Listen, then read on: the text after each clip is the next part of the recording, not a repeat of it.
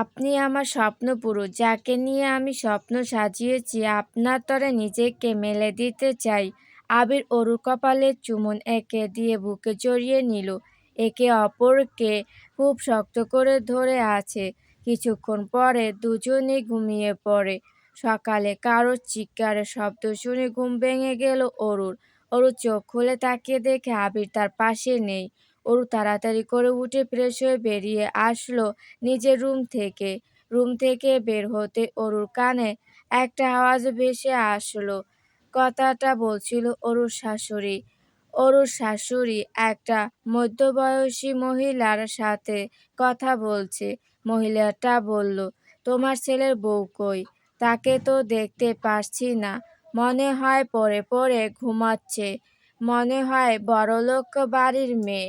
সকাল ৯টা বাজে, এখনো উঠে নাই। মনে হয় বাসার কাজ করার জন্য সে কাজের লোক নিয়ে আসছে।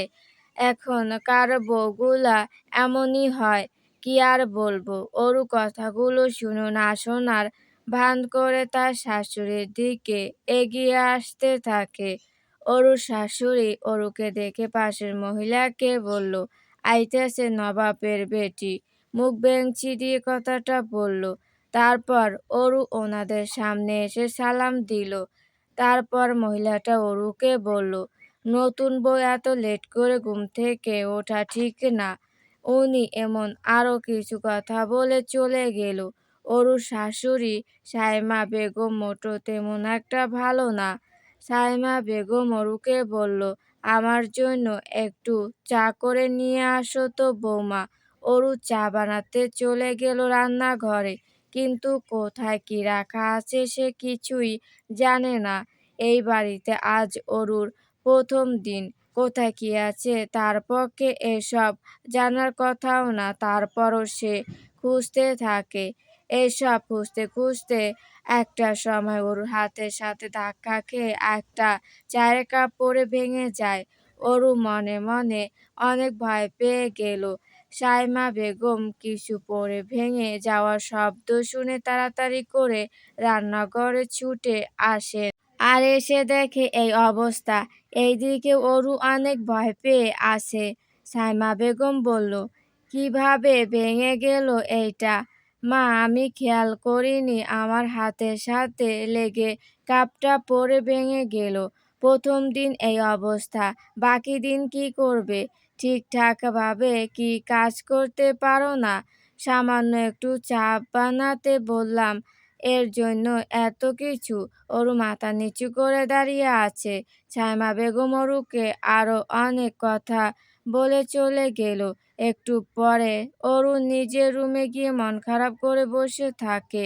অনেকক্ষণ পরে আবির বাসায় ফিরে আসে। আবির বাসায় এসে দেখে অরু মন খারাপ করে বসে আছে। আবির অরুর পাশে বসে অরুকে জিজ্ঞেস করলো, কি হয়েছে তোমার? মন খারাপ কেন? কই মন খারাপ, ঠিক আছি আমি। আপনি ঘুম থেকে কখন উঠেছেন? আমি তো সকাল 7টায় ঘুম থেকে উঠে গিয়েছি। কেন, কি হয়েছে? কিছু হয়নি। আপনি আমাকে ডাকলেন নাই কেন?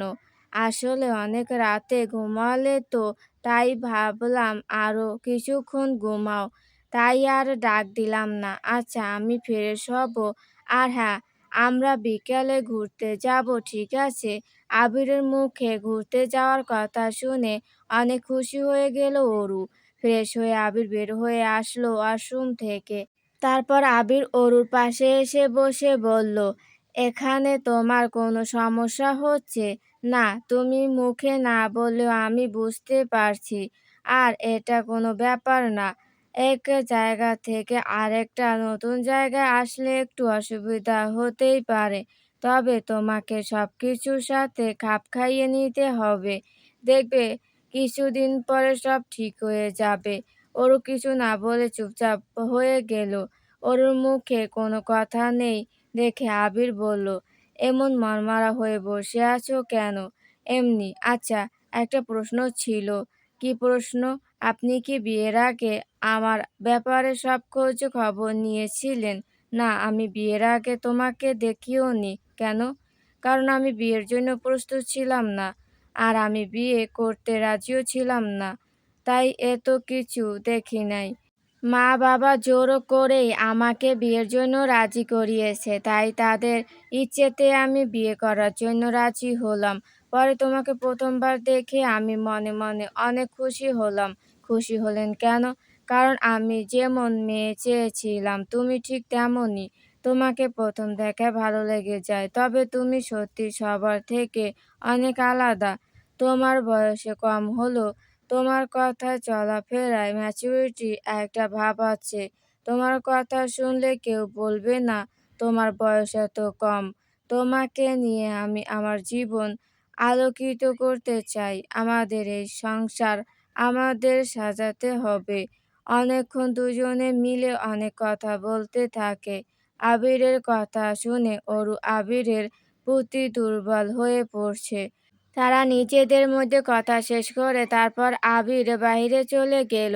অরু নিজের রুমে বসে রইল। সাইমা বেগম অরু রুমে এসে দেখে অরু রুমের ভেতরে শুয়ে আছে। অরু তার শাশুড়িকে দেখে তাড়াহুড়ো করে উঠে বসে গেল। সাইমা বেগম অরুকে বলল, সারাদিন শুয়ে থাকলে তো হবে না, বাসায় অনেক কাজ আছে, ওইগুলো করতে হবে। আমি আসছি মা। আর একটা কথা। কি কথা মা? তুমি সারাক্ষণ আবিরের পাশে পড়ে থেকো না। তার সাথে সময় কম কাটানোর চেষ্টা করবে। সারাক্ষণ রুমের ভেতরে বসে থাকবে না। আর আবিরের সাথে যত পারো কম সময় কাটাবে। সাইমা বেগম একজন শাশুড়ি হয়ে ছেলের বউকে কিভাবে এসব বলতে পারে? উনি এমন একটা মানুষ, তার মুখে কোনো কিছুই আটকায় না। আর মনে হচ্ছে আবিরের সাথে অরুকে সাইমা বেগম সহ্য করতে পারছে না। না হলে নিজের ছেলের বউকে কেউ কিভাবে এসব বলতে পারে? সাইমা বেগমের কথা শুনে অরু নিশ্চুপ হয়ে আছে। একে তো নতুন বউ, সেই জন্য কিছু বলতেও পারছে না। সব কিছুই মাথা নিচু করে মেনে নিচ্ছে। এই ঘটনার পরে দেখতে দেখতে বিকাল হয়ে আসলো। তখন আবির অরুকে বলল, রেডি হয়ে নাও, আমরা বের হব। না হলে আমাদের ফিরতে ফিরতে অনেক রাত হয়ে যাবে।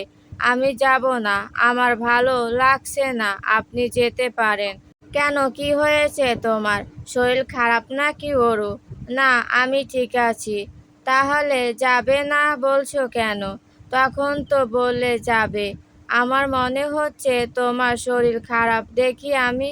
এই কথা বলে আবির অরুর কপাল হাত দিবে এমন সময় অরু আবিরের হাত এক ঝটকা দিয়ে সরিয়ে দিল। আবির অবাক হয়ে তাকিয়ে রইল অরুর দিকে। গল্পটি ভালো লাগলে অবশ্যই লাইক ও সাবস্ক্রাইব করে পাশে থাকবেন প্রিয় বন্ধুরা।